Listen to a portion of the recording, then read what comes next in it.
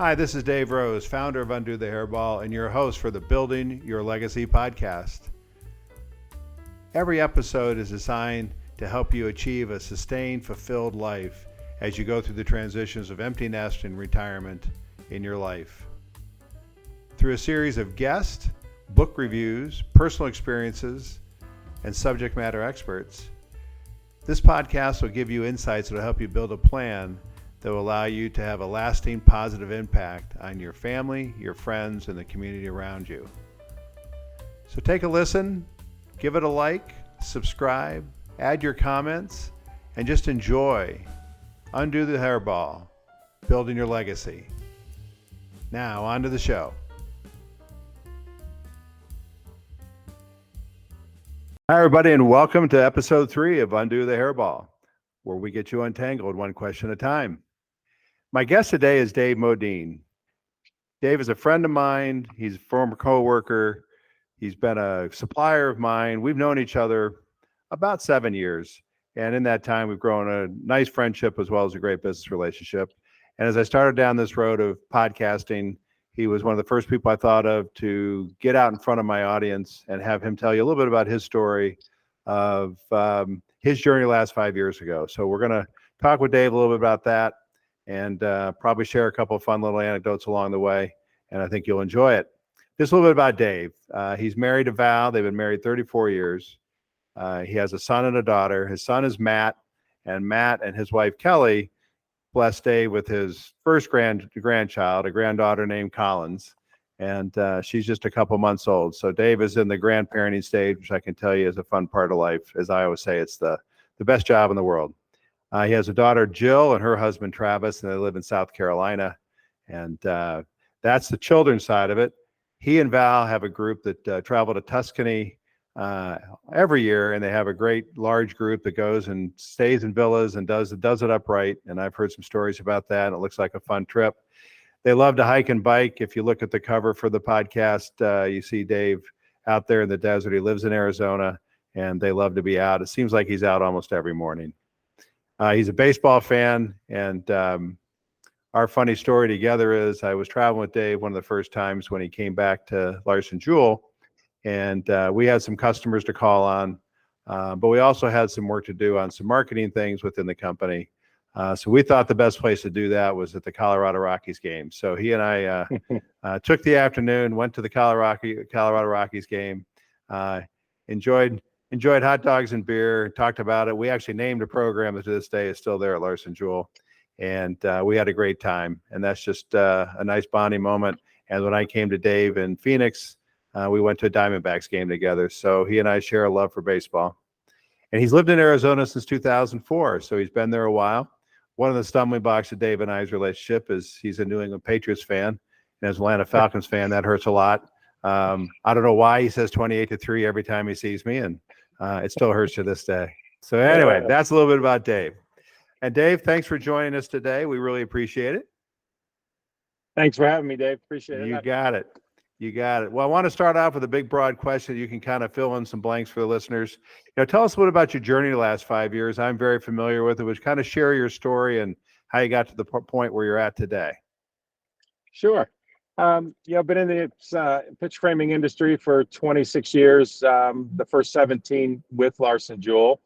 I left Larson Jewell and went to work for another company in the industry, and for about 6.5 years, about halfway to 3/4 of the way through that tenure, developed some serious health issues. And so it came time about 6.5 years in to make a change. And so we looked at focusing on the health part of my life and thinking about retirement. And my wife was she's an RN and still working, and so that's what we did. And so about 15 months in, and you get through, I guess, all the chores around the house and things off the checklist and all that kind of thing, and then you kind of quickly realize, wow, what am I going to do with my time? And so that's when the phone rang from a friend and said, hey, what are you doing?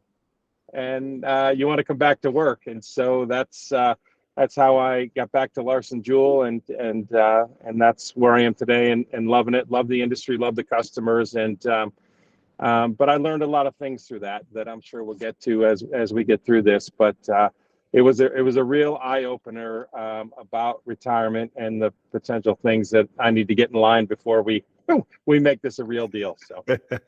Well, the irony of the whole story is here I am now as a coach helping people enter retirement, and I'm the friend that called you to drag you out of retirement to come back It's to your work. fault. So It's yeah, your fault. I Yeah. take full credit. So I'm there for you during this next transition. So I'm there for you.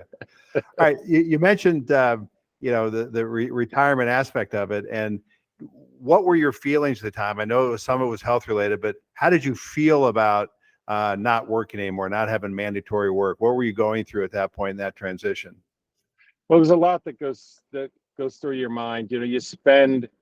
Well, let me talk about myself. You spend a life of trying to put your affairs in order financially so that you are ready for retirement.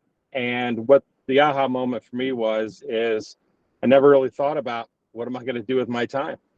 You always think about, well, I'll play golf, I'll play pickleball, we'll go travel to Tuscany, but in reality is what's going to take up your day, what will my purpose be, what's going to make us happy, and for me, and I would think other people, it's not just about the financial part. A huge part of this is, what's my life going to be like, and how do I make it fulfilling? And so that was the big aha moment for me, and what I'm putting a lot of focus into right now. So. Good. What kind of things did you do to fill your time at that point besides getting yourself healthy? What sort of activities or other side hustles did you develop? So I started an e-commerce a business that was the idea was to help charities such as Make-A-Wish and Dress for Success and a lot of other charities. And so I was working on developing that.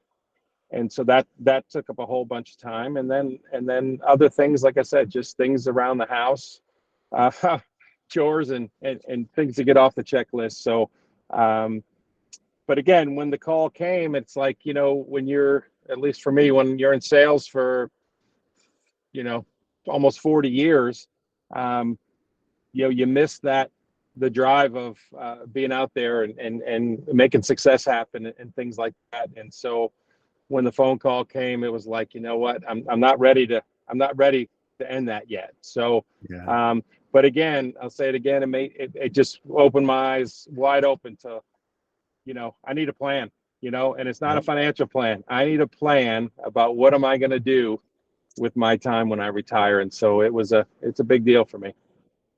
And now that you're back in the workforce, is there any kind of pull to now go back into retirement, or do you feel like, boy, I want to do this for as long as I can? I'm enjoying the ride again. I'm enjoying the ride again, and I'll do this as long as they'll have me. And we'll see how long that goes. But I am really enjoying it. I enjoy the industry, enjoy the customers, enjoy the people I work with. And go ahead. All right. So tell me a little bit about socially when you were before I brought you back into Larson Jewell. You were a travel man. You were all over the country, helping customers all over the country, calling on people like me. Tell me about the social aspect of when you left the workforce. What kind of impact did that have on you in terms of, all of a sudden you were kind of grounded there in Arizona? Well, I'll tell you, I think I've done a really good job of keeping in touch with friends, old friends, high school, college friends, people I've worked with along the way. So I put a lot of effort into making sure I'm touching people every month and keeping in touch with people. And so, and obviously when I travel for work, I'd always make sure if I was in town, I'd hook up with somebody for dinner. And so I think a huge part is keeping the relationships going. I think it's important. And if you sit and wait for your old friends and your old coworkers to call, it's probably not going to happen. So it takes work, but I think it's important. I think it's fulfilling to keep those relationships going. So I spent a lot of time doing that. Good. And then your relationship with your wife, Val, when you left the mandatory workforce, did that change your all's relationship? Did it impact it in a positive way? What sort of things changed when you came off the road, if you will? I learned to cook. There you go. That's good. And have it on time, right? Yeah. Yeah, exactly. And she works extremely hard, and so I heavily stepped up and did a lot of the stuff, cooking and shopping and things like that. But we enjoy doing a lot of things. The hiking, weekend getaways, and going over to California, San Diego, going to the beach, riding our electric bikes and doing all that stuff. And so, it was a really good thing. It was a really good thing. And so, but again, it's all about figuring out that time factor of how do you fulfill it every day, Yeah. Yeah. And so, but we really enjoyed it. Yeah. How has the arrival of Collins influenced your life with the grandbaby? Life changing. Let me tell you, that you told me this too years ago. When you had your grandkids.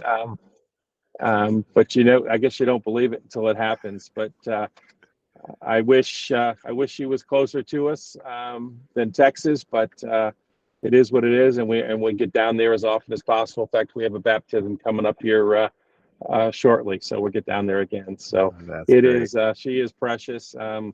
She lights up the room, and it's just amazing. Yeah. Does it change your perspective on work, having your children live in two different cities apart from you? Does that pull you any closer to wanting to go back out of the workforce, or do you find that as I need work to fulfill it, and I actually would love some opportunities to travel to where they are? How does having remote kids, as I like to say, impact your feelings about work? I think it's just a way we focus our vacation time now versus the way we did before, right? So we put a little bit more thought into, how do we get to South Carolina? How do we get to Texas? And throw in the trip to Tuscany. So it's There you like, go. how do you figure out that mix? And then of course, when you get around the major holidays, the Thanksgivings, the Christmases, you try to hopefully make that all work too, where you can see the kids and the grandkids as well. So, and then of course, when I'm traveling on business, if I'm in the area, then of course we make that happen too. So, but that is the most important part, is the family and the grandkids and that part. So you make it work. That's true.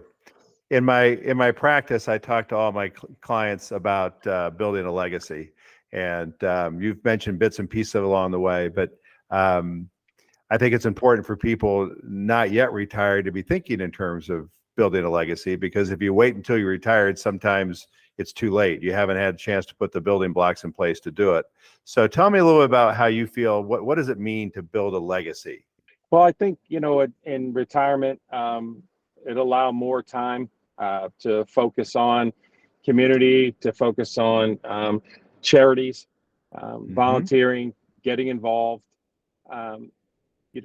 When you're running around in your work life and traveling, usually most weeks, unfortunately, at least for me, I have not made enough time to do that. And so I'm looking forward to retirement, to really trying to make a difference in that respect. Maybe even get back into coaching. I mean, who knows, coaching kids and things like that. So that could be, but then I think the biggest thing is family. With the grandkids there now, and my kids right now opposite ends of the country, but making time to make sure that we're visiting them as much as possible and being in their lives and their kids' lives, I think is hugely important. And then, like I said before, I said really focus on keeping in touch with old friends and coworkers. I think is extremely important, and I make a big effort to do that, and I think that just kind of makes my life better. I know for sure, and hopefully the people around me. So, Good. So I'd say that's the legacy. Good, and that is exactly it. It's there's a little bit of you have your health back, and that's part of it. To be able to live long enough to build a legacy and to impact the people around you. It's also important, especially for you, somebody who's been in sales a long time, almost as long as me, you've always worked off of goals. And then when you move into retirement, goals become more important because none of them are imposed on you. So having those goals and things like that is important. And then obviously community, it sounds like you've done a great job building a community in the Phoenix area, but as well as across the country. And those are all things that'll help you thrive in your retirement years. So that's great. I think you're on the right track there. So cool. All right. Is there any advice you would give people who are within 5 years of leaving, as I like to say, leaving the mandatory workforce, which is a better way to me than saying retire? What advice would you give somebody who kind of sees that off in the horizon, but hasn't done much thinking beyond I'll play more golf and pickleball and that'll be a fulfilling life? Share any kind of advice you give people in that stage of life and what you would have them think about and do. Well, again, make sure you have a plan that makes your life fulfilled, that you're going to be doing stuff that makes an impact, leaves a legacy that you're going to have fun with, and make sure that you're going to have you can take up that time, because I think the worst thing possible is that if you wake up in the morning and have nothing to do. I think that's a road for non-success, I guess is what I'll say. But I think you really need to think, if you have 4 or 5 years out, start thinking about what that time is going to look like and what kind of impact you can make with that time in your community. Could be your church, could be your neighborhood, could be family, friends, what have you. But think about really how are you going to fulfill that time and make it useful? So that is great advice. That is great advice. If I ever need an assistant, I'll give you a call again. You can help me. Yeah. So, well, Dave, I really appreciate you taking time today. I'm sure the audience enjoyed our conversation, and I look forward to connecting to you offline down the road. But just thank you for your time today. And as I like to say, go out and make it a great day. Thanks, Dave.